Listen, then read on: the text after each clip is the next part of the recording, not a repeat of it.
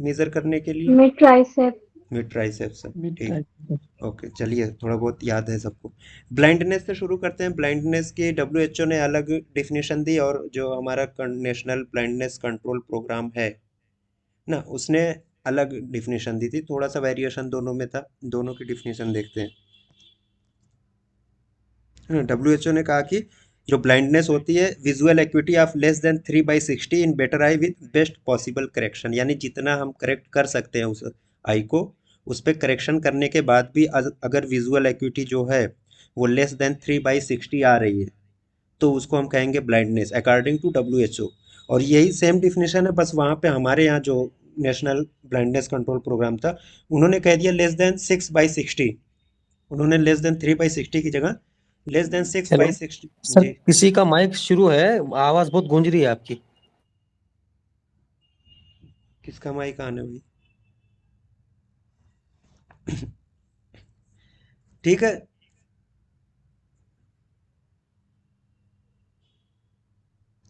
Continue करें कि आवाज़ अभी भी गूंज रही? जी सर, कंटिन्यू कीजिए। ठीक है, तो ये डब्ल्यूएचओ की डिफिनेशन थी कि visual equity less than 3/60 in better eye with best possible correction. इसको इन्होंने कहा। अब जो ब्लाइंडनेस के काजेज होते हैं, बहुत सारे काज है, उसमें से कुछ स्पेसिफिक: कैटरेक्ट, ग्लोकोमा, यूवीआइटिस, एआरएमडी मतलब age related macular degeneration, trachoma, corneal opacity, और दूसरी जो आई से रिलेटेड जो डिजीजेज है उनके नतीजे में जो ब्लाइंडनेस हो सकती है, वो सब अदर्स के उसमें कैटेगरी में रख दिए गए। इसमें से कोई ये पूछे कि मोस्ट कॉमन काज क्या है ब्लाइंडनेस का, तो वो कैटरेक्ट है। कैटरेक्ट जो है 48% है। तो दैट मीन्स कि most common cause of blindness जो होगा वो कैटरेक्ट होगा, according to W H O. अब इंडियन क्लासिफिकेशन देख लेते हैं। जो national program for control of blindness, NPCB India, इन्होंने ब्लाइंडनेस को कैसे डिफाइन किया: visual acuity of less than 6/60 in better eye with best possible correction. Same है, बस इन्होंने विजुअल एक्विटी को थोड़ा सा डिफरेंस दोनों में है। काजेज ऑलमोस्ट आइडेंटिकल हैं। जो यहाँ पे काज क्या है: cataract, refractive error, glaucoma, posterior segment pathology, corneal opacity and other causes में फिर वही आई की पैथोलॉजी सब आ जाएंगी। अब यहाँ पे भी जो एक चीज कॉमन है दोनों में, cataract. Most common cause of blindness, चाहे आप एनपीसीबी इंडिया का ले लीजिए या डब्ल्यूएचओ का ले लीजिए, दोनों जगहों पे भी मोस्ट कॉमन काज क्या है? कैटरेक्ट है। Most common cause of blindness world wide भी और इंडिया में भी कैटरेक्ट होता है। एक लाइन का ये एक क्वेश्चन है, बस यहाँ से डिफिनीशन आपको याद रखनी है। कुछ नहीं करना है, बस डब्ल्यूएचओ में लेस देन 3/60 है, इंडियन में लेस देन 6/60 की विजुअल एक्विटी दे दी गई है, बाकी सब सेम है। अब इनके अकॉर्डिंग जो है कैटेगरी की गई, जो विजुअल एक्विटी के अकॉर्डिंग ब्लाइंडनेस को अलग अलग कैटेगरी में डिवाइड किया गया, और उनके अलग से नाम भी दिए गए। खासतौर से जो इंडियन क्लासिफिकेशन है उसमें उन्होंने अलग से नाम भी दिया। तो जैसे डब्ल्यू एच ओ आईसीडी जो है, डब्ल्यू एच ओ ने जो किया वो लो विजन को कैटेगरी 1 और कैटेगरी 2 में उन्होंने रखा। और ब्लाइंडनेस जो डब्ल्यू एच ओ के अकॉर्डिंग जो शुरू होती थी वो कैटेगरी 3 से शुरू हो जाती थी ब्लाइंडनेस। कैटेगरी 1 और 2 को इन्होंने लो विजन में रखा। अब विजुअल एक्विटी के अकॉर्डिंग जो है ब्लाइंडनेस जो है, कैसे इसको हम डिवाइड करते हैं, तो पहला जो है डब्ल्यू एच ओ के अकॉर्डिंग जो है वो लेस देन 6/18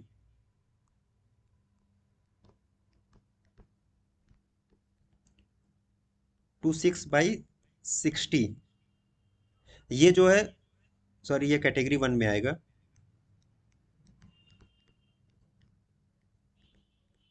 6/16, ठीक है, ये जो है ये कैटेगरी 1 है।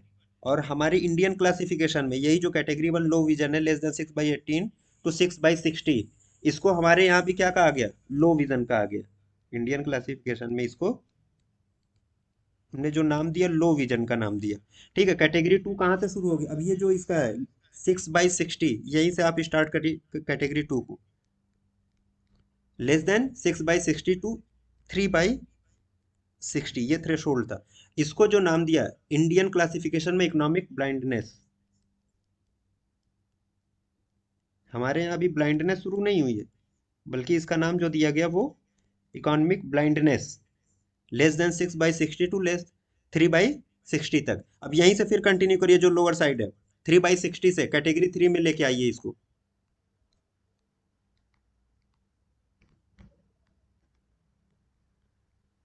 To 1/60, less than 3/60 to 1/60। अब इसको जो हमारी क्लास, ये याद रखिए, कैटेगरी 3 जो है ये इंपॉर्टेंट है। इसी को इंडियन क्लासिफिकेशन में जो कहा जाता है वो सोशल ब्लाइंडनेस कहा जाता है। क्या पता एग्जामिनर सोशल ब्लाइंडनेस पूछ दे विजुअल एक्टिविटी कितने पे होगी। तो लेस देन 3/60 टू 1/60 इसको कहा जाता है सोशल ब्लाइंडनेस। अभी हमारे यहाँ ब्लाइंडनेस स्टार्ट नहीं हुई है इंडियन में क्लासिफिकेशन में, अभी सोशल ब्लाइंडनेस तक हम पहुंचे हैं। सामाजिक तौर पे अभी वो अंधा है। ठीक है, कैटेगरी 4 जो होती है यहाँ से लेस देन 1/62। यहाँ देखिए PL+ लिख रहा हूँ। PL+ का मतलब होता है परसेप्शन ऑफ लाइट, मतलब अभी वो उसे रोशनी दिख रही, परसेप्शन ऑफ लाइट, लाइट को वो परसीव कर रहा है पर्सन, तो उसको कहा जाता है PL+। PL+, less than 1/62 PL+, यानी परसेप्शन ऑफ लाइट अभी उसे है। तो दैट मीन्स योर कैटेगरी 4 है WHO के अकॉर्डिंग। और इंडियन क्लासिफिकेशन में अब यहां से मैनिफेस्ट ब्लाइंडनेस, यहां से ये ब्लाइंडनेस की शुरुआत हो रही है। अब अगर परसेप्शन ऑफ लाइट ये खत्म हो जाए, परसेप्शन ऑफ लाइट यानी रोशनी भी नहीं दिख रही है, रोशनी अगर थोड़ा सा है कि हाँ कहीं पे उजाला है वो भी नहीं दिख रहा है, तो वो कैटेगरी 5 है। परसेप्शन ऑफ लाइट निगेटिव, अब लाइट को भी परसीव नहीं कर पा रहा है, तो इसको कहा जाता है एब्सोल्यूट ब्लाइंडनेस इंडियन क्लासिफिकेशन में। इसको हमने जो नाम दिया एब्सोल्यूट ब्लाइंडनेस का। बस देखिए ब्लाइंडनेस से रिलेटेड बस बहुत थोड़ा सा जानना है बस। इसमें सोशल ब्लाइंडनेस की विजुअल एक्टिविटी क्या होगी, less than 3/60 to 160 social blindness. Absolute blindness यानी परसेप्शन ऑफ लाइट निगेटिव हो जाए। ठीक। और मोस्ट कॉमन काज ब्लाइंडनेस का वर्ल्ड वाइड और इंडिया में भी क्या है, कैटरेक्ट है। 2-3 लाइन की यही चीजें यहाँ से हमें मिली। अब इसके बाद लो विजन एक चीज आती है, लो विजन के हमने शुरू की थी क्लासिफिकेशन में, लो विजन से ही शुरू किया था। तो लो विजन जो होता है विजुअल एक्टिविटी कितनी होनी चाहिए, लेस देन 618 टू 660 कैटेगरी 1, है ना। Is an important cause of sub optimal visual functioning. ठीक है ना। इसका मेजर काज क्या है लो विजन का इंडिया में, similar to causes of blindness. देखिए यहाँ पे जो ब्लाइंडनेस के काजेज थे वही सेम काज है किसके, लो विजन के भी हैं। अब उसमें कैटरेक्ट है most common cause of low vision in India, cataract. और most common cause of blindness in India, cataract. Most common cause of blindness worldwide, cataract. ठीक है, एक नाम तो याद होना चाहिए, कैटरेक्ट रहेगा। उसके बाद रिफ्रैक्टिव एरर है, कार्नियल ओपेसिटी है, टेरिजियम है, peripheral corneal opacity and other ocular pathology. ये सब इसके काजेज है, लेकिन मेजर काज जो मोस्ट इंपॉर्टेंट काज है वो कैटरेक्ट है हर जगह पे। कुछ ना याद है कैटरेक्ट को याद रख लीजिए। अब एक चीज जो है ये जानने की, विजन 2020, पहली चीज तो हमेशा जब भी कोई चीज होती है कोई इनिशिएटिव होता है तो हमें एक चीज याद रहनी चाहिए कि वो किससे रिलेटेड है। कुछ ना याद है तो कम से कम किससे रिलेटेड है वो तो याद होना चाहिए ना। तो फर्स्ट थिंग जो है यहाँ पे है कि विजन 2020 किससे रिलेटेड है, ब्लाइंडनेस से। किससे रिलेटेड है, ब्लाइंडनेस से। और इस विजन 2020 की जो थीम थी राइट टू साइट, इसकी जो थीम थी वो राइट टू साइट ना, यानी global initiative by WHO and international NGO to reduce avoidable blindness by 2020। ये थे कि उन ब्लाइंडनेस के लिए खास तौर से ये इनिशिएटिव लिया गया था, WHO और बहुत सारे एनजीओ ने मिलकर इसमें काम किया था कि जिनसे बचा जा सकता है, जिनसे बचा जा, those which are preventable and curable. तो बाई 2020 ये था, 4 फेजेज में इसको शुरू करना था। विजन 2020 को 4 फेजेज में शुरू किया गया था, 5-5 साल के इंटरवल पे। इसका जो एम क्या था, to reduce the current projection of 75 million blind people जो थे by the year 2022, a target of 25 million. मतलब 75 मिलियन से हमको कम करके कहाँ पे लेके आना था 2020 तक, 25 मिलियन पे लेके आना था। ये इसका मकसद था विजन 2020 का। अब विजन 2020 जो है 4 फेज में इंप्लीमेंट हुआ ना, 4 5 ईयर प्लान्स के तहत स्टार्टिंग इन 2000, 2005, 10 एंड 15। ये 4 साल में ये चला था विजन 2020 4 फेजेज में। 5 ईयर प्लान्स जो हमारे यहाँ चला था उसके अकॉर्डिंग ये 5-5 साल के गैप पे ये चला चारों। अब यहाँ से जो कुछ की फाइंडिंग्स थी कि जो विजन 2020 उसका स्ट्रक्चर क्या दिया गया, विजन 2020 का जो प्रपोज्ड स्ट्रक्चर था कि किस तरीके से प्राइमरी लेवल पे, सेकेंडरी, टर्शियरी, अपेक्स लेवल पे किस तरीके से क्या क्या प्रोविजन होने चाहिए, किस किस चीज़ की ज़रूरत है। तो प्राइमरी लेवल का था तो इसको कहा गया विजन सेंटर, जो प्राइमरी लेवल पे थे उनको नाम दिया गया विजन सेंटर का, यानी 20,000 विजन सेंटर्स को इस्टेब्लिश करना था, 1 पर 50,000 पॉपुलेशन, एक विजन सेंटर। अब क्वेश्चन ये बनता है कि एक विजन सेंटर कितने पॉपुलेशन को कैटर करेगा, तो 50,000 पॉपुलेशन को। ठीक, एक तो ये चीज हो गई। ये कहता है, ये प्राइमरी स्ट्रक्चर था, प्राइमरी इंफ्रास्ट्रक्चर के तहत इसको लाया गया। एक विजन सेंटर 50,000 पॉपुलेशन को कैटर करेगा। टोटल जो मकसद था वो कितना था, 20,000 विजन सेंटर को कायम करने का इसमें अहम था, मकसद था। ठीक है, इसके में इस विजन सेंटर में काम क्या क्या होना था, एक तो refraction and prescription of glasses यानी इनिशियल टेस्टिंग, और वहीं से अगर किसी को कोई लो विजन है या कोई ब्लाइंडनेस है, सोशल ब्लाइंडनेस है या ब्लाइंडनेस मैनिफेस्ट हो गई, तो उसी के अकॉर्डिंग उसको ग्लासेस भी प्रिस्क्राइब करना था। प्राइमरी आई केयर, आंख में कोई पैथोलॉजी है उसके लिए ट्रीटमेंट भी। School eye screening programme, school eye screening programme जो प्राइमरी स्कूल्स में चलने थे। And screening and referral services, वहीं से स्क्रीनिंग हो गई या एडल्ट लोगों की भी स्क्रीनिंग हो गई, अगर लग रहा है कि इनको ऑपरेशन की जरूरत है या किसी और चीज की जरूरत है तो उसको हायर सेंटर पे रिफर करना, ये मकसद था, ये जो प्राइमरी इंफ्रा का था।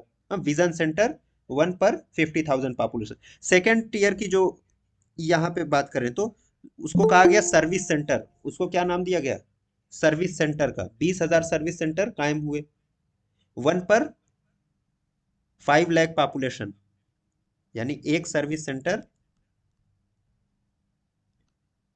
5 लाख पॉपुलेशन के लिए था, 5 लाख पॉपुलेशन के लिए 1 सर्विस सेंटर। यहाँ पे जो इसका काम क्या था, यहाँ पे क्या काम होने थे, cataract surgery, other common I surgeries, facilities for refraction and referral surgery. यहाँ से भी फिर क्या करना था, अगर इनके बस की बात नहीं है तो फिर उसको आगे के लिए रिफर करना था। बाकी कैटरेक्ट सर्जरी और दूसरी जो कॉमन आई सर्जरीज होती थी वो यहाँ पे परफॉर्म हो जाएंगी सेकेंडरी लेवल पे। टर्शियरी लेवल पे उसको नाम दिया गया ट्रेनिंग सेंटर्स का। ये विजन 2020 के अंदर जो इंफ्रास्ट्रक्चर को प्रपोजल था वो इसी तरीके से। जो टर्शियरी सेंटर थे उनको ट्रेनिंग सेंटर का नाम दिया गया, 200 training centres to be established, 1 पर 5 मिलियन पॉपुलेशन, 5 मिलियन पॉपुलेशन के लिए एक ट्रेनिंग सेंटर को स्टेब्लिश करना था। अब यहाँ पे टर्शियरी आई केयर, यहाँ पे retinal surgery, corneal transplantation, glaucoma surgery, ये सब होना था जो सेकेंडरी लेवल पे नहीं हो पा रहे थे। इसके अलावा training programmes and continuing medical education for physicians and doctors, इनके लिए ये यहाँ पे ट्रेनिंग और सीएमई थी टर्शियरी लेवल पे। फिर उसके बाद लास्ट में जो अपेक्स सबसे था इनका, centre of excellence. Centre of excellence 20, जो प्रपोज स्ट्रक्चर में ये था कि कम से कम 20 सेंटर ऑफ एक्सीलेंस कायम किए जाए, 1 पर 50 मिलियन पॉपुलेशन। हाँ, तो अब यहाँ से क्वेश्चन ये है कि विजन सेंटर जो था वो कितनी पॉपुलेशन के लिए था, 50,000 पॉपुलेशन के लिए था। सर्विस सेंटर 5 लाख पॉपुलेशन के लिए, ट्रेनिंग सेंटर 5 मिलियन पॉपुलेशन के लिए, और जो सेंटर ऑफ एक्सीलेंस था वो 50 मिलियन पॉपुलेशन के लिए था। अब यहाँ पे जो स्पेसिफिक स्ट्रेटजी बन रही थी या जो कोर डेवलपमेंट जो होना था, पूरे प्रोग्राम का सुपरविजन जो होना था वो यही सेंटर ऑफ एक्सीलेंस से होना था, और यहीं पे रिसर्च पूरी प्रोसेस होनी थी। तो professional leadership, strategy development, CME यहाँ पे भी हो रही थी, and laying of standards and quality assurance and research. मतलब जो सबसे इंपॉर्टेंट वर्क थे वो सेंटर ऑफ एक्सीलेंस, नाम में ही जाहिर है सेंटर ऑफ एक्सीलेंस था, तो यहीं से पूरा प्रोग्राम जो है वो कंट्रोल हो रहा था, इंप्लीमेंट हो रहा था। 1 पर 50 मिलियन पॉपुलेशन ये प्रोपोज्ड नॉर्म था, ये पूरा स्ट्रक्चर था विजन 2020 का। अब इसमें डिजीजेस कौन कौन सी थी, तो जैसे कि हर जगह थोड़ा सा डिफरेंस है ग्लोबल और इंडियन में, तो यहाँ पे भी थोड़ा सा डिफरेंस था डिजीज के अकॉर्डिंग। ग्लोबल विजन में जो था वो 5 डिजीजेस को लिया गया था, और इंडियन विजन में 7 डिजीजेस। सॉरी, इसको देख लीजिए, इंडियन विजन जो है वो क्या है, 7 डिजीजेस यहाँ पे थी। इंडियन विजन में टोटल 7 डिजीजेस थी। अब जो एक डिजीज तो कॉमन है हर जगह, कौन सी कॉमन है, कम से कम एक तो नाम याद होना चाहिए, अभी हम cataract. Cataract. Cat cataract. Cataract तो उठते बैठते याद होना चाहिए। कैटरैक्ट यहाँ भी, कैटरैक्ट इंडियन विजन में भी, ग्लोबल और इंडियन विजन में कैटरैक्ट कॉमन था। सेकंड जो है रिफ्रैक्टिव एरर, रिफ्रैक्टिव एरर ये भी दोनों जगह कॉमन थी डिजीज। चाइल्डहुड ब्लाइंडनेस यानी स्कूल आई स्क्रीनिंग जो प्रोग्राम हो रहा था उसके अकॉर्डिंग यहाँ से चाइल्डहुड ब्लाइंडनेस को भी शामिल किया गया इसमें, और इंडियन विजन में भी चाइल्डहुड ब्लाइंडनेस थी। फोर्थ जो है वो ट्रैकोमा, फोर्थ जो है ट्रैकोमा, ये भी दोनों जगह कॉमन। अब यहाँ से चेंजिंग शुरू होगी। जो वर्ल्ड लेवल पे एक डिजीज बड़ी कॉमन है जिसको हम रिवर ब्लाइंडनेस कहते हैं, उसका दूसरा नाम क्या है? ऑन्कोसाइट्स। हाँ, आंकोसर्कियासिस।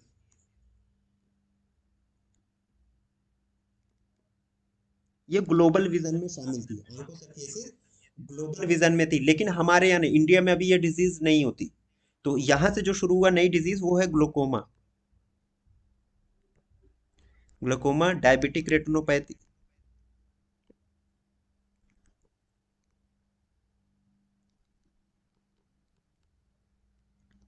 And corneal blindness.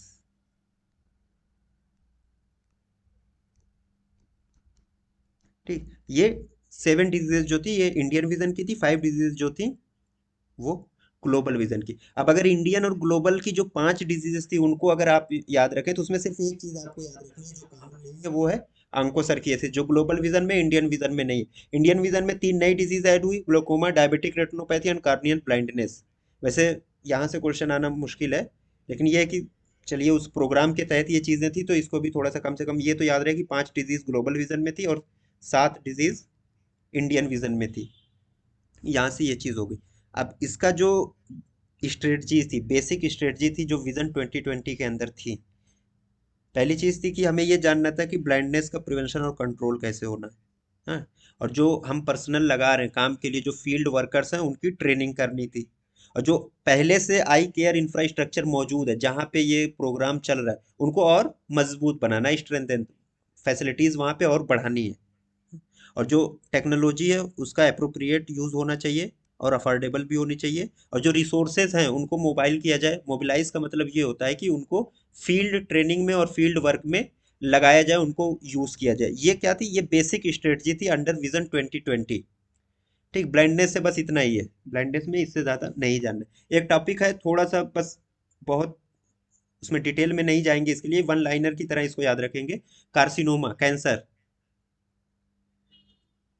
इसको देख लीजिए। स्ट्रोक, ये भी एक ही स्लाइड का है कि स्ट्रोक कहते हैं एपोप्लेक्सी को। स्ट्रोक क्या? Rapidly developing clinical science of local और global cerebral dysfunction lasting more than 24 hours.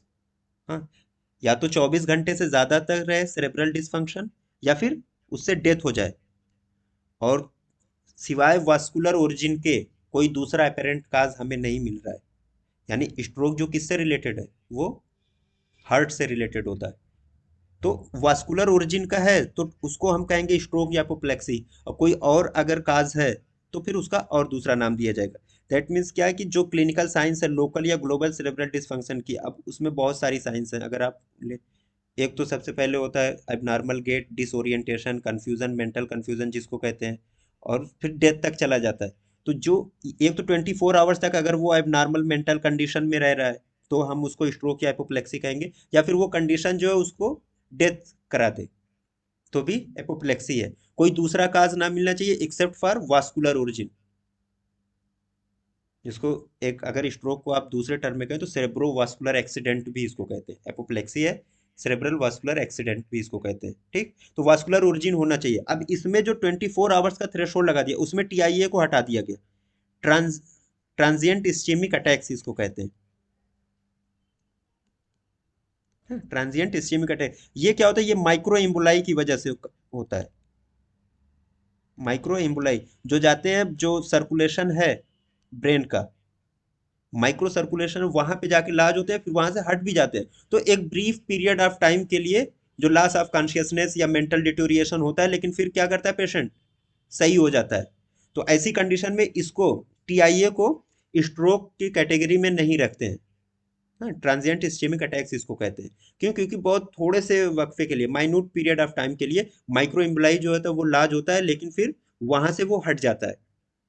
तो उसको टीआईए कहा गया, और टीआईए को स्ट्रोक के कैटेगरी में नहीं लाते हैं। इस स्ट्रोक के पूरे उसमें डेफिनेशन में या कैटेगरी में आप टीआईए को एक्सक्लूड कर दिया गया है।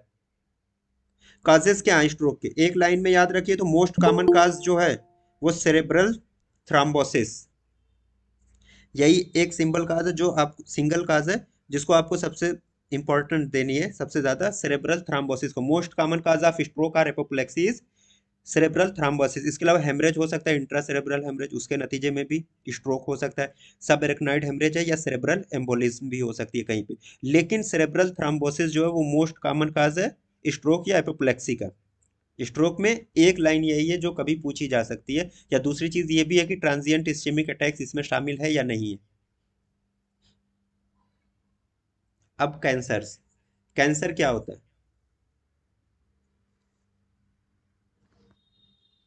अगर एक लाइन में कहें तो एबनॉर्मल सेल ग्रोथ है।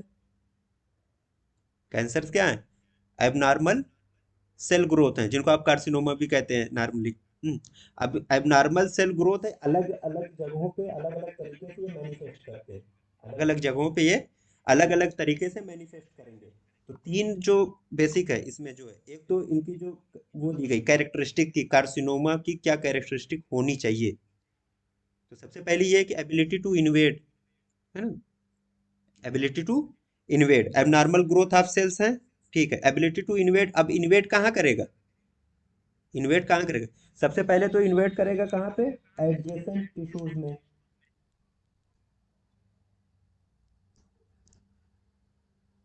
एडजेसेंट टिश्यूज, या कभी कभी कहाँ डिस्टेंट आर्गन में भी जा सकता है।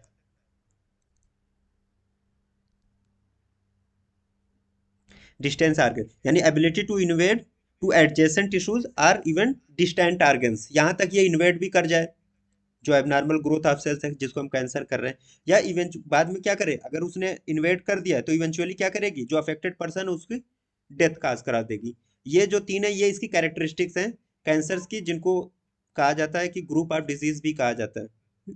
इसका एक सिंगल नाम आप नहीं दे सकते, कई तरीके से इसको अलग अलग सिस्टम के अकॉर्डिंग इसको डिवाइड भी किया गया है। जो अलग अलग नाम से जाने जाते होते तो सब कैंसर है, लाइक कार्सिनोमा है, सार्कोमा है, लिम्फोमा, माइलोमा, ल्यूकीमिया, सब के सब क्या है, सब कैंसर है। मोस्ट कॉमन नेम क्या कर देते हैं? कार्सिनोमा, है ना। अब इसकी जो जो सबसे कॉमन चीज है, जो पहला नाम आता है हमारे जहन में वो है कार्सिनोमा। कार्सिनोमा क्यों कहते हैं? तो भाई कोई कुछ तो वजह होगी जब हम इसको कार्सिनोमा कह रहे हैं। तो कार्सिनोमा कहने की जो सबसे बड़ी वजह ये है कि it arises from epithelial cells lining, जो इंटरनल सरफेस है आर्गन के।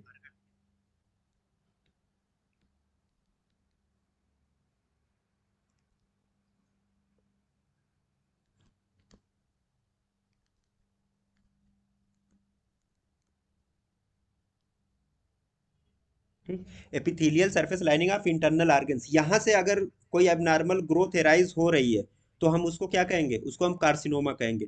अब मान लीजिए जो इंटरनल एपिथेलियल लाइनिंग है, किसी भी इंटरनल ऑर्गन की एपिथेलियल लाइनिंग है जहाँ से कोई एबनॉर्मल ग्रोथ हो रही है, उसको आपने कार्सिनोमा का नाम दे दिया। लाइक जैसे माउथ है, वहां से हो रहा है तो कार्सिनोमा है, इसोफेजियल कार्सिनोमा है, यूट्राइन कार्सिनोमा है, या इंटेस्टाइनल कार्सिनोमा है, या कोलोनिक कार्सिनोमा। ये जो चीजें हैं ये कहाँ से हो रही है? ये इपिथेलियल लाइनिंग से राइज हो रहे हैं, तो इनको हमने कार्सिनोमा का नाम दे दिया। सेकंड चीज जो आती है वो सार्कोमा, जो दूसरा जो नाम है इसके बाद जो कॉमन है वो सार्कोमा है। अब सार्कोमा कहाँ से राइज होगा? जो कनेक्टिव टिश्यूज हैं बॉडी के अंदर, जो अलग अलग तरीके की कनेक्टिव टिश्यूज हैं, उनकी जो मेसोडर्मल सेल्स होती हैं उनसे अगर कोई एबनॉर्मल ग्रोथ आ रही है तो उसको हम सार्कोमा कहते हैं।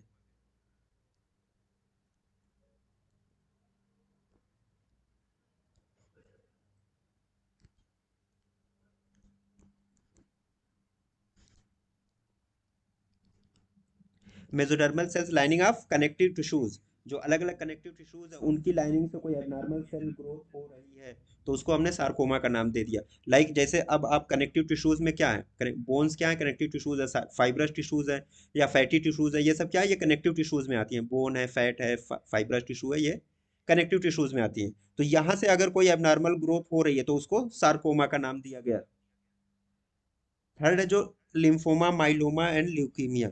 अब ये जो चीजें हैं ये कहाँ से, ये बोन मैरो या इम्यून सिस्टम से अगर कोई एबनॉर्मल सेल ग्रोथ हो रही है।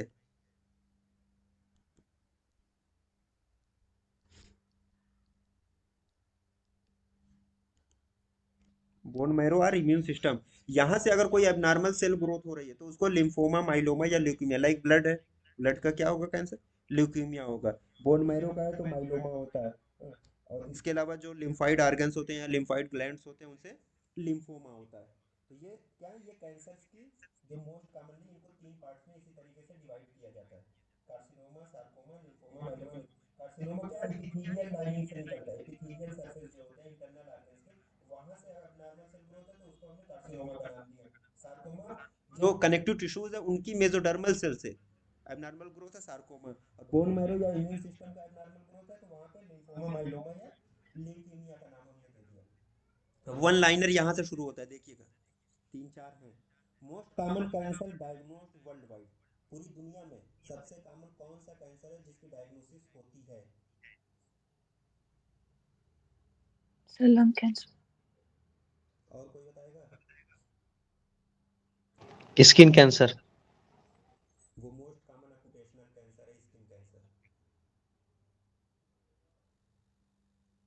Carcinoma breast, blood.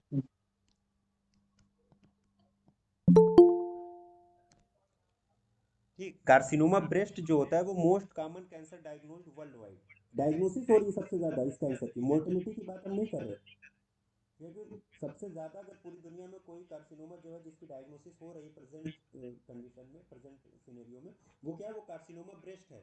इसके बाद जो होता है सेकंड नंबर पे जो आता है वो कार्सिनोमा लंग, कार्सिनोमा लंग है।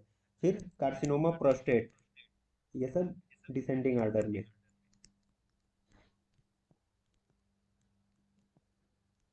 कार्सिनोमा स्टमक ये descend, most commonly carcinoma breast है, उसके बाद सेकंड नंबर पे कार्सिनोमा लंग है, कार्सिनोमा प्रोस्टेट थर्ड पे है, कोलोनिक कार्सिनोमा फोर्थ पे है, एंड स्टमक कार्सिनोमा पांचवें नंबर पे है। ये इस तरीके से इसकी वो है हायरार्की में। सबसे कॉमन क्या है? कार्सिनोमा ब्रेस्ट है, एक लाइन में आपको याद रखना, most common cancer diagnosed world wide carcinoma breast. अब सेकंड है most common cause of death due to cancer. Cancer से अब डेथ जो है, किस कैंसर से सबसे ज्यादा डेथ होती है पूरी दुनिया में? अब यहाँ पे जो आपका आंसर था, कार्सिनोमा लंग से होती है।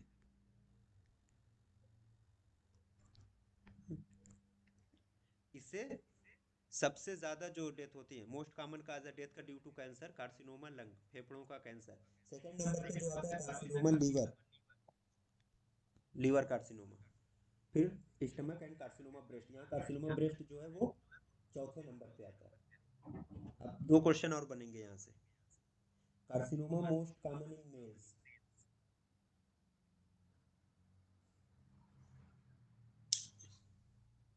कोई बताएगा मोस्ट कॉमन कार्सिनोमा मेल्स? सब प्रोस्टेट, हाँ, colon, lung carcinoma.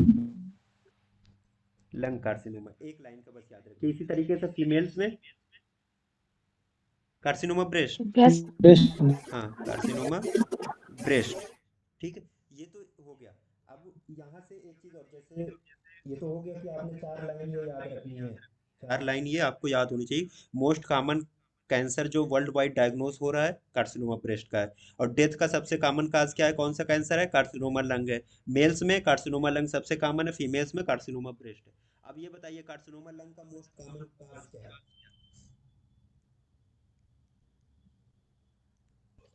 Cigarette smoking. Smoking.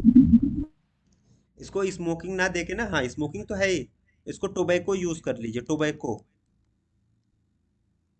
Tobacco book में देखिए, मैं भी यही कहता अगर मुझसे कोई पूछता तो मैं स्मोकिंग को ही देता, लेकिन टोबैको इसलिए कहा गया ना कि सिगरेट स्मोकिंग एक स्पेसिफिक चीज हो गई। स्मोकिंग बहुत तरीके से की जा सकती है, लेकिन टोबैको जो है ये कॉमन, मोस्ट कॉमनली एब्यूज्ड ड्रग अगर कोई है, एक क्वेश्चन ये भी है कि मोस्ट कॉमनली एब्यूज्ड ड्रग इंडिया में कौन सी है, वो टोबैको है। लेकिन टोबैको से ही आप सिर्फ इसको बीड़ी में भी यूज करते हैं, हुक्का में भी यूज करते हैं, सिगरेट में भी यूज करते हैं। तो मोस्ट कॉमन जो कार्सिनोमा काज है, कार्सिनोमा लंग का, वो टोबैको याद रखिएगा, तो टोबैको याद रखिएगा। अब एक दो चीजें और है, जैसे ये कहा जाता है कुछ प्रीडिस्पोजिंग फैक्टर या रिस्क फैक्टर, या यूं कह लीजिए कॉजेटिव फैक्टर, क्योंकि ये नॉन कम्युनिकेबल डिजीज है तो एग्जैक्ट एक कोई काज इसका नहीं मिलेगा, मल्टीपल फैक्टर्स यहाँ पे काम करते हैं।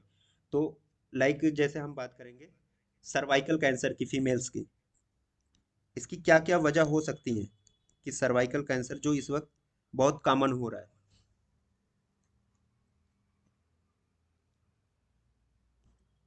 सर्वाइकल कैंसर में सबसे पहली चीज जो होती है poor genital hygiene.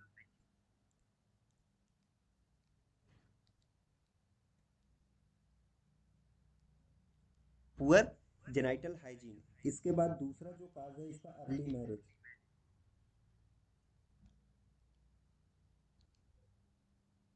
Early marriage. Third multiple pregnancies.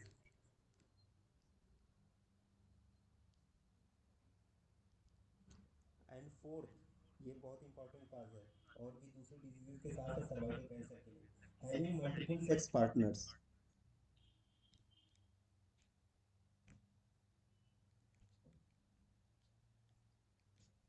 ये चीज है, ये जो फैक्टर्स हैं ये सर्वाइकल कार्सिनोमा में हेल्पफुल है। मतलब ये माना जाता है कि ये जो फैक्टर्स हैं ये सर्वाइकल कैंसर को और प्रमोट करें। ये रिस्क फैक्टर भी है, पॉजिटिव फैक्टर्स भी हैं सर्वाइकल कैंसर के लिए। सेकंड चीज जो आती है वो है ब्रेस्ट कार्सिनोमा। इसका जो फैक्टर्स हैं वो क्या क्या होंगे। अब देखिए यहाँ पे एक चीज हमने पढ़ी थी, अर्ली मैरिज जो है वो सर्वाइकल कैंसर के लिए रिस्क फैक्टर है। तो यहाँ ब्रेस्ट कैंसर के लिए जो है लेट मैरिज।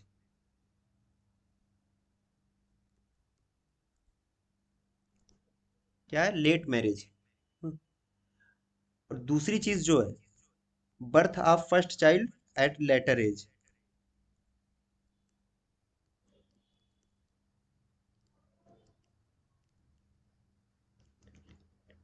हाँ, लेट एज पे पहले चाइल्ड की बर्थ और लेट मैरिज ये ब्रेस्ट कैंसर का रिस्क फैक्टर है, पॉजिटिव फैक्टर भी है। इसके बाद थर्ड जो है, जब लेट एज में चाइल्ड बर्थ हो रही है तो चिल्ड्रन कितने होंगे? कम ही होंगे।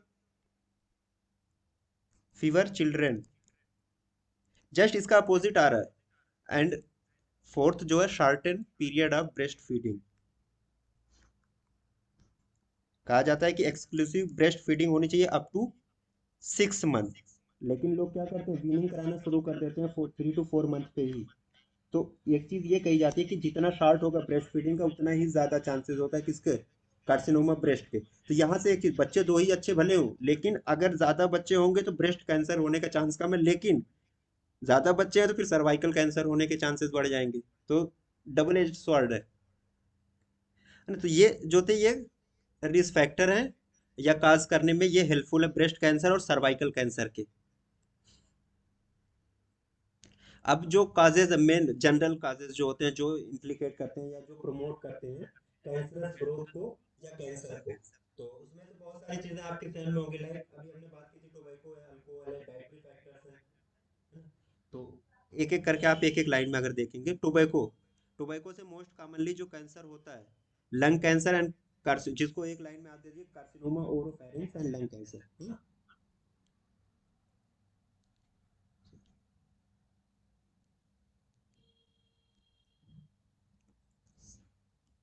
कार्सिनोमा ओरोफैरिंक्स।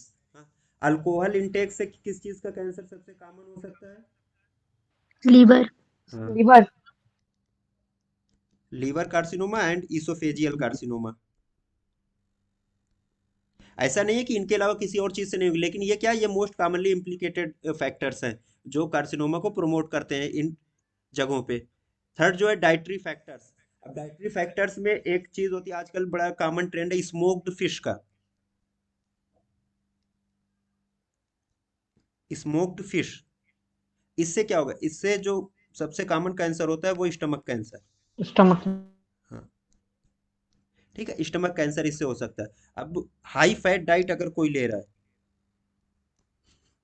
हाई फैट डाइट, तो इससे कार्सिनोमा ब्रेस्ट हो सकता है। Carcinoma breast. और जो लोग बीफ बहुत ज्यादा यूज करते हैं, बीफ कंजम्पशन, इससे कौन सा कैंसर हो सकता है? Bowel bowel cancer. Cancer yes, bowel colon. ठीक है, कोलोनिक कार्सिनोमा। हाँ, ये डाइटरी फैक्टर से रिलेटेड था। ऑक्यूपेशनल एक्सपोजर से, जो क्लास वाले होंगे क्रैश कोर्स के अलावा जो पहले वाले, उनको पता होगा ऑक्यूपेशनल से हमने बहुत सारे कार्सिनोमा पढ़े हैं। ऑक्यूपेशनल एक्सपोजर हो रहा है, उसमें कैडमियम है, निकेल है, सिलिका है, उसके अलावा बैगेस है, जितने भी हैं उनसे क्या हो सकता है? कार्सिनोमा हो सकता है। वहाँ ऑक्यूपेशनल कार्सिनोमा में मोस्ट कॉमनली जो कार्सिनोमा था वो स्किन कार्सिनोमा होता है। ऑक्यूपेशनल एक्सपोजर से बहुत सारे कार्सिनोमा होते हैं जो अलग से यहाँ पे पूरा ऑक्यूपेशनल हजार्ड के नाम से पूरा एक चैप्टर है, बाद में हम पढ़ेंगे फिर से उसको। वायरसेस से क्या क्या हो सकते हैं? कुछ वायरस है जो कार्सिनोमा काज करते हैं। कोई कॉमन वायरस बताइए जिससे कार्सिनोमा बहुत कॉमन हो रहा HPV, HPV, है। एचपीवी, कार्सिनोमा सर्विक्स, यही ना? लेकिन एक चीज आप yes, लोग भूल रहे हैं, hepatitis B and C. hepatitis B and C, जी, हेपेटाइटिस बी एंड सी ये मोस्ट कार्सिनोजेनिक है, खासतौर से सी जो है मोस्ट कार्सिनोजेनिक है। एक चीज है, बी क्यों कार्सिनोजेनिक हो जाता है? क्योंकि ये इसके में एक टेंडेंसी है किसकी, क्रोनिसिटी की। जब कोई भी डिजीज जब वो क्रोनिक फॉर्म ले लेती है तो फिर वो उसमें बहुत सारे चेंजेस होते हैं, उसकी वजह से हेपेटाइटिस बी है क्योंकि ये क्रोनिसिटी इसमें टेंडेंसी या क्रोनिक फॉर्म ले लेता है, तो इसकी वजह से कार्सिनोमा हो सकता है। और सी जो है ये मोस्टली इम्प्लीकेटेड है हेपेटोसेलुलर कार्सिनोमा के लिए, दोनों मिलके काज करते हैं हेपेटोसेल्यूलर कार्सिनोमा। ठीक, ये तो हेपेटाइटिस बी एंड सी होगी। एचआईवी से कौन सा कार्सिनोमा होगा? कपोसिस सार्कोमा। sarcoma, हाँ, उसके बाद अब आइए, एचपीवी आपने नाम लिया, सर्वाइकल कार्सिनोमा। एक वायरस और है, Epstein Barr virus. Epstein Barr virus, इससे जो था बर्किट्स लिम्फोमा, एक नाम है लिम्फोमा का, बर्किट्स लिम्फोमा, ये हो सकते हैं इससे।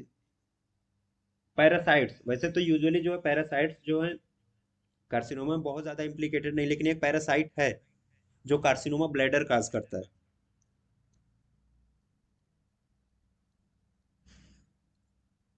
कार्सिनोमा ब्लैडर काज करता है, schistosomiasis.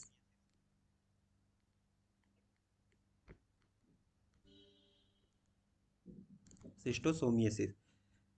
Custom habits and life styles, अब यहाँ पे किसी के रीति रिवाज क्या है, हैबिट क्या है, रहने का ढंग क्या है, उससे भी बहुत फर्क। लाइक टोबैको चिविंग है तो ओरल कैंसर कॉमन है। अगर कोई टोबैको का यूज कर रहा है, चिव कर रहा है, चबा रहा है, बेटल नट्स है, टोबैको है, तो उससे ओरल कैंसर कॉमन है। स्मोकिंग है, लंग कैंसर कॉमन हो सकता है। या फिर जो कश्मीर में रहते हैं, कंगड़ी कैंसर, वो क्या, वो कस्टम है उनके यहाँ, क्यों? क्योंकि वो सर्दियों से बचने के लिए वो अपने अंदर एक वो रखते हैं अंगीठी टाइप का। तो ये कंगरी कार्सिनोमा जो है वो कश्मीरियों में बहुत कॉमन हो जाता है। इसके अलावा अदर फैक्टर्स भी हैं। एक चीज़ और है, अदर फैक्टर्स में भी आप ले लीजिए, और जेनेटिक फैक्टर्स को भी। जेनेटिक फैक्टर्स सबसे टफ है, कहीं पे जेनेटिक फैक्टर्स को रूल आउट करना और उससे किसी डिजीज को इम्प्लीकेट करने में वजह से होती है। लेकिन ये माना गया जो मंगोल्स होते हैं, मंगोल्स, मंगोल्स इनके में ल्यूकीमिया कॉमन है। ये जेनेटिक हो गया, क्योंकि जितने मंगोल्स है ओवरऑल देखा गया तो ये माना गया कि ल्यूकीमियाज जो है मंगोल्स पॉपुलेशन में बहुत कॉमन है। तो वो एक जेनेटिक फैक्टर हो गया। ये सारे जो थे ये फैक्टर्स है जो कार्सिनोमा काज कर सकते हैं या काज करते भी हैं। इसमें से बहुत सारे जो डायरेक्ट काज करते हैं, लाइक एचपीवी है या एचआईवी है, या कपोसिस सार्कोमा करता है, अल्कोहल है, लीवर कार्सिनोमा, तो ये सब जो है ये काजेस थे। अब कंट्रोल कैसे आप करेंगे कार्सिनोमा को? आप कंट्रोल कैसे करेंगे? दो तरीके से कंट्रोल किया। इनिशियल पहले के जमाने में या आज से 5-10 साल पहले ये माना जाता था कि अगर कार्सिनोमा को कंट्रोल करना है तो हमें एक ही चीज करनी है, वो क्या करनी है, स्क्रीनिंग। क्या करनी थी उसकी, स्क्रीनिंग। और स्क्रीनिंग जो है वो सेकेंडरी लेवल का प्रिवेंशन हो जाता था। लेकिन करंट सिनेरियो में जो हमने इतने काजेस बताए, इनसे बचा भी जा सकता है। इनसे क्या, इनसे बचा भी जा सकता है। तो ये कहा गया कि कार्सिनोमा के कंट्रोल में हम प्राइमरी प्रिवेंशन भी रख सकते हैं। प्राइमरी प्रिवेंशन एक इंटीग्रल पार्ट हो गया है कार्सिनोमा के कंट्रोल के लिए, प्रिवेंशन के लिए। ठीक है, प्राइमरी प्रिवेंशन है। अब इतनी चीजें हमने अभी कॉजेटिव एजेंट्स में पढ़ी है, उन्हीं को आप अगर कंट्रोल कर ले जाएंगे तो वो क्या, वो प्राइमरी प्रिवेंशन है, क्योंकि स्पेसिफिक वो प्रिवेंट कर रहा है। लाइक टोबैको यूज अगर आपने हद तक रोकवा दिया किसी का कि भाई तंबाकू तुम मत खाओ या तंबाकू मत पियो, दोनों चीज, तो वो ओरोफैरिंग कार्सिनोमा या कार्सिनोमा लंग से वो आप बचा सकते हैं उसको। अल्कोहल कंजम्पशन से इसोफेजियल और लीवर कार्सिनोमा आपने हटा दिया उसको। पर्सनल हाइजीन है, पर्सनल हाइजीन है तो आप सर्वाइकल कार्सिनोमा है ना? या ओरल कार्सिनोमा भी उससे आप बचा सकते हैं पर्सनल हाइजीन से। रेडिएशन एक्सपोजर से बहुत सारे कार्सिनोमा कॉमन है। आप रेडिएशन को जस्टिफाई करिए कि रेयरली किसी को रेडिएट होना पड़े, बहुत ज़्यादा रेडिएशन का एक्सपोजर ना होना पड़े। थेरेपेटिक यूज में भी रेडिएशन को बहुत जस्टिफाई के साथ, जस्टिफिकेशन के साथ यूज़ करना चाहिए, फ्रिक्वेंटली यूज़ नहीं करना चाहिए। लेकिन हॉस्पिटल सेटअप में किसी को ज़रा से भी खांसी है, जाओ भाई पहले एक्सरे करवा के आओ, और उसमें भी अगर नहीं पता पाया जाओ HRCT करवा के लाओ। तो ये अनइंटेंशनल या ओवर यूज किसी चीज़ का है, वो हजार्ड है। ऑक्यूपेशनल एक्सपोजर जितने हैं आप उनसे बचाइए, उनके जो प्रिवेंटिव मेजर्स है पूरा फॉलो कराइए, बहुत सारी चीज़ों से बचा जा सकता है। ये प्राइमरी प्रिवेंशन के थे। एयर पॉल्यूशन से बचाना है। इसके अलावा जो प्री कैंसरस लीजन है लाइक वार्ड्स हैं, मोल्स हैं, इनको क्या इनका ट्रीटमेंट करना है और कुछ ऐसे लेजिस्लेशन पास कराया जाए।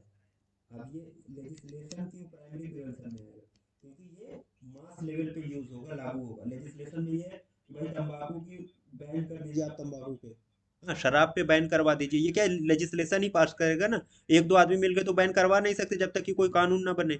तो लेजिस्लेशन भी ये प्राइमरी प्रिवेंशन का पार्ट हो जाएगा। इसके अलावा लास्ट में एक चीज आती है कैंसर एजुकेशन।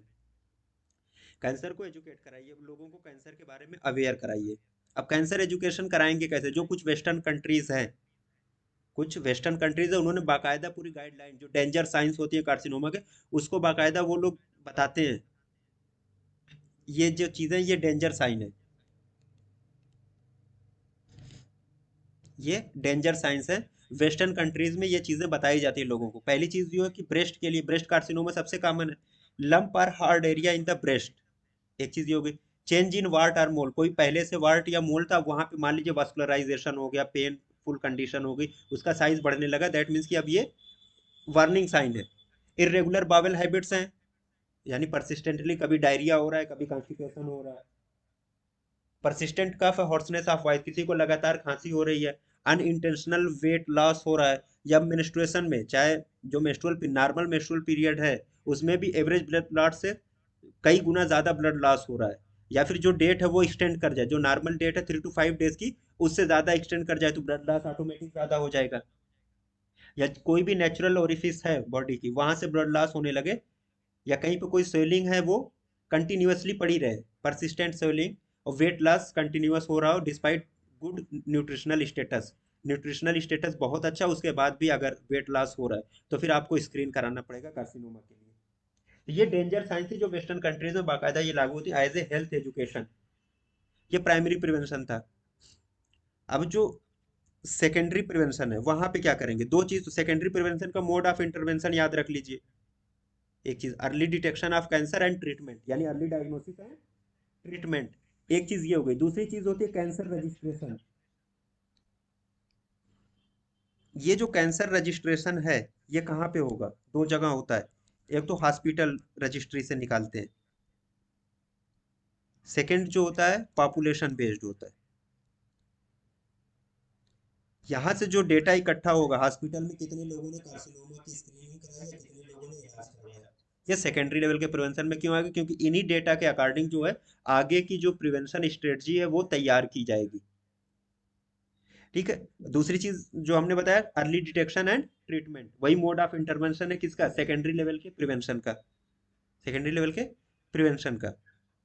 अब कैंसर स्क्रीनिंग कैसे की जाती है? कैंसर स्क्रीनिंग क्या, एक चीज तो हमने पहले ही बताया, स्क्रीनिंग जब भी आएगी वो सेकेंडरी लेवल का प्रिवेंशन होगा, ये तो कंफर्म होना चाहिए। कैंसर की स्क्रीनिंग कैसे कर? दो तीन कैंसर है जो बहुत कॉमन है और उन्हीं की स्क्रीनिंग के लिए कहा जाता है। कार्सिनोमा सर्विक्स, कार्सिनोमा सर्विक्स के लिए कौन कौन से स्क्रीनिंग टेस्ट यूज किए जाते हैं? पैप्समेयर। पैप्समेयर। सबसे कॉमन जो है वो पैप स्मीयर। ठीक है। पैप स्मीयर के लिए ये एक गाइडलाइन है बाकायदा कि कब हमें कराना है। एक तो पहली चीज जो पहला पैप स्मीयर आप कराएंगे कब? At the age of 30 years.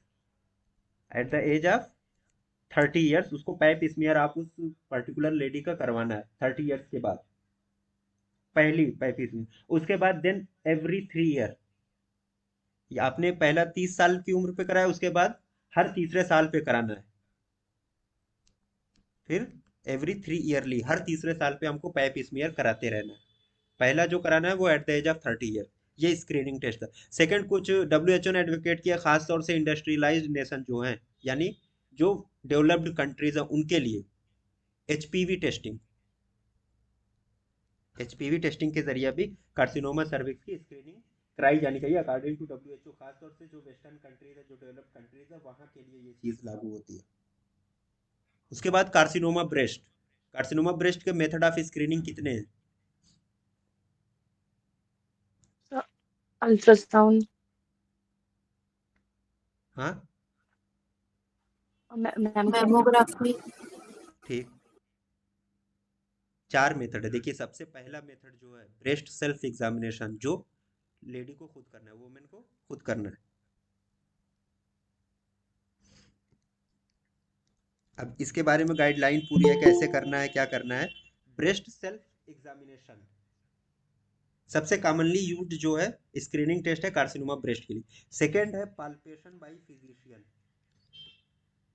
मान लीजिए सेल्फ एग्जामिनेशन में हो सकता है कोई चीज मिस हो जाए, तो पाल्पेशन बाय फिजिशियन, ये सेकंड मेथड है। थर्ड जो है वो थर्मोग्राफी है, इसके डिटेल में नहीं जाना है, बस नाम याद रखना है हमें।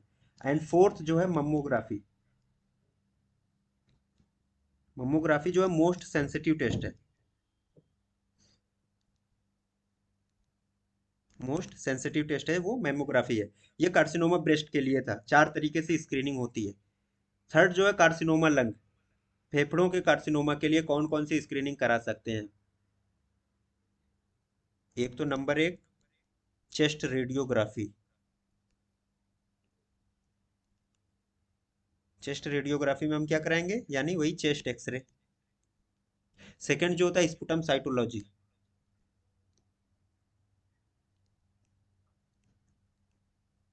स्पुटम साइटोलॉजी यानी स्पुटम में सेल्स देखने हैं, मैलिग्नेंट सेल्स हैं या नहीं है। तो ये 2 तरीका है जिससे हम क्या करते हैं, कार्सिनोमा लंग की स्क्रीनिंग करते हैं।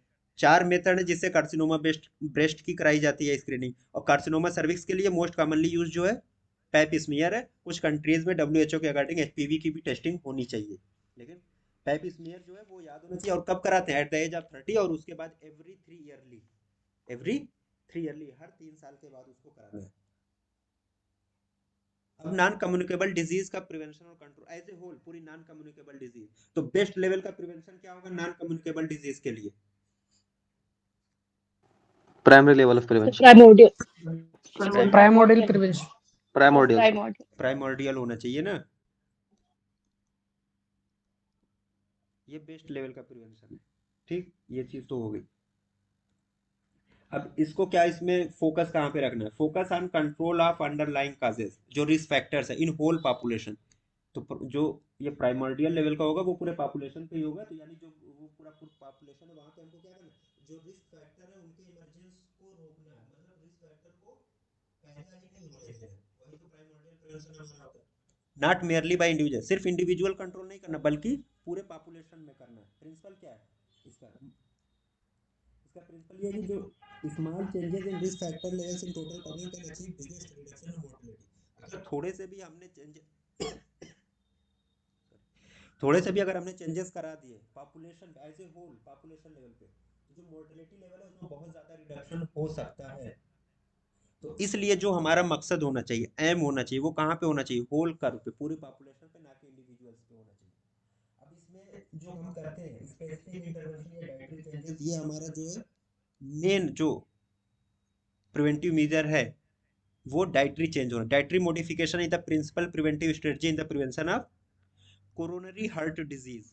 कोरोनरी हार्ट डिजीज के लिए जो प्रिंसिपल प्रिवेंटिव स्ट्रेटजी है वो क्या है, वो डाइटरी मॉडिफिकेशन है।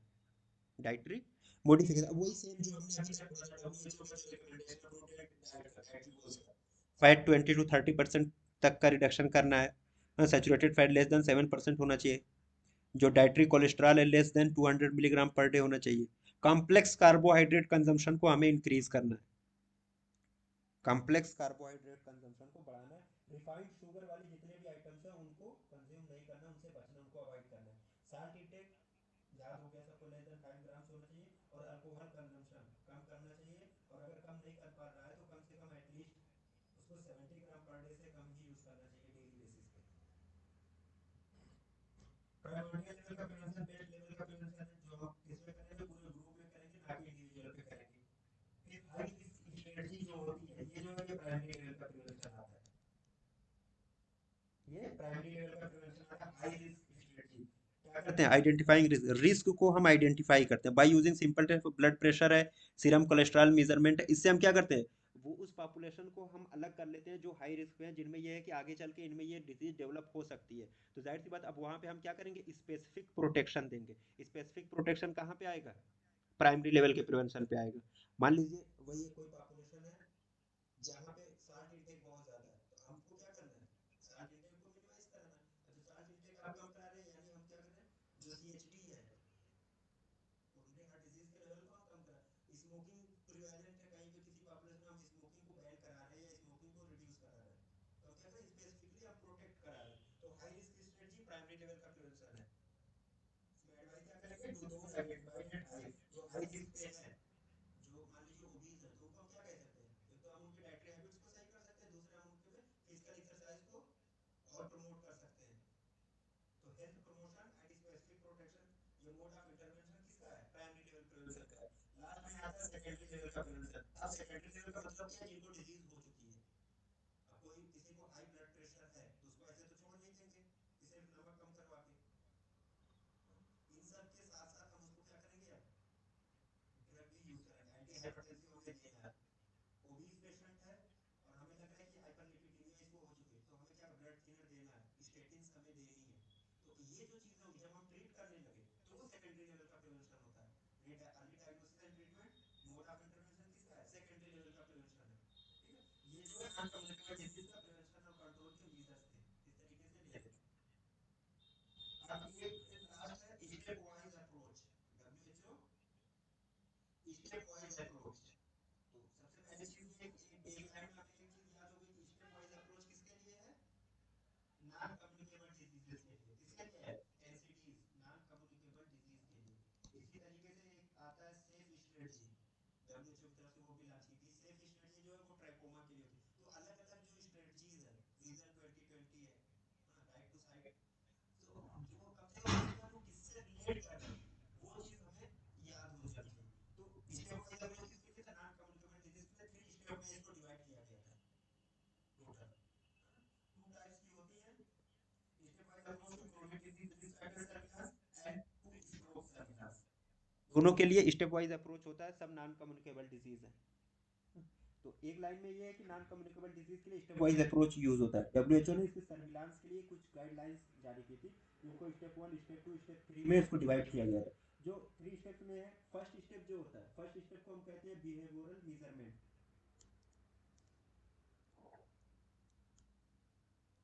अब यहाँ पे कोई इंटरवेंशन नहीं किया जा रहा है, सिर्फ बिहेवियरल चेंजेस किए जा रहे हैं। जो कोर इम्प्लीमेंटेशन था, कोर स्ट्रेटजी जो इसकी थी, इसमें 5-6 चीज हैं। एक तो किस पे हमें ध्यान देना था, tobacco use, tobacco use, alcohol consumption, alcohol consumption, diet पे खास ध्यान देना था हमें, डाइट हो गई। इसके अलावा फिजिकल एक्टिविटी को प्रमोट करना था। ये जो है स्टेप 1 में है। एंड 2 चीजें और देखनी थी, हिस्ट्री ऑफ रेज्ड बीपी। अब ये जो हिस्ट्री ऑफ रेज्ड बीपी है, ये इंडिविजुअल में भी लेंगे और फैमिली लेवल पे भी लेंगे। और हिस्ट्री ऑफ डायबिटीज मिलाइटस, यहाँ पे हम कोई इंटरवेंशन नहीं कर रहे हैं, सिर्फ कुछ चीजें हैं जिनको हम नोटिस में ले रहे हैं, जिनको सर्विलांस पे रखना है, जिनको नजर में रखना है। ये कोर स्ट्रेटजी थी डब्ल्यूएचओ की स्टेप 1 में। सेकंड है स्टेप 2। स्टेप 2 पे फिजिकल मेजरमेंट हो रहा है, कोई बायोकेमिकल मेजरमेंट नहीं हो रहा, सिर्फ और सिर्फ हम फिजिकल मेजरमेंट करेंगे। अब फिजिकल मेजरमेंट आप अपने दिमाग लगा के बताइए कि अगर हम नॉन कम्युनिकेबल डिजीज अब तक हमने इतनी पढ़ी है, उसमें क्या क्या चीजें हैं जिनको हम फिजिकली मेजर कर सकते थे।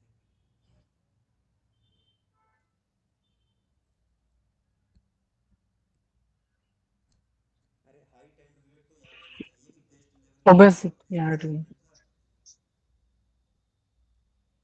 हाइट एंड वेट एक चीज हो गई। ब्लड प्रेशर को आप मेजर करेंगे, कर सकते हैं। वेस्ट मेजर की जा सकती है ना, कर सकते हैं। तो ये 3 चीजें थी, ये कोर में शामिल थी, height and weight, blood pressure and waist. इनको क्या करना था, मेजर करना था, इसी के अकॉर्डिंग आइडेंटिफाई करना था कि कौन ओबीज है या किसको ब्लड प्रेशर है, किसको नहीं है, कौन इंक्रीज रिस्क पे है, कौन किसके अंदर रिस्क नहीं है। अब डब्ल्यूएचओ ने एक्सपेंड किया, यहाँ से एक चीज आती है एक्सपेंडेड फार्म। हाँ, तो एक्सपेंडेड फार्म में ये था कि जो कोर स्ट्रेटजी ये तो थी ही, साथ में कुछ और चीजें एडिशनल लगाई गई उसको, जिसको कहा एक्सपेंडेड फार्म। तो स्टेप 1 में सब सेम है, स्टेप 1 में जो कोर था वही एक्सपेंडेड फार्म में भी था, यहाँ पे कुछ नहीं बदला। बदला स्टेप 2 में, स्टेप 2 में height weight BP and waist, ये जो थी ये कोर स्ट्रेटजी थी। एक्सपेंडेड स्ट्रेटजी में दो चीजें और लाई गई, एक तो हार्ट रेट को भी काउंट किया जाने लगा और हिप सरकमफ्रेंस को, हिप सरकमफ्रेंस को, ये दो चीजें एक्सपेंड करके इसमें और ऐड की गई। लेकिन कोर स्ट्रेटजी यही तीन थी। जो स्टेप 3 है, यहाँ पे क्या कर रहे हैं हम, बायो केमिकल मेजरमेंट, यानी लेबोरेटरी इन्वेस्टिगेशन अब कराना है आपको। बायोकेमिकली हम क्या क्या मेजर कर सकते हैं, नॉन कम्युनिकेबल डिसीज की अगर आप बात करेंगे खास तौर से, तो बताइए, अगर वो 20% है तो हम बायोकेमिकली क्या मेजरमेंट करेंगे?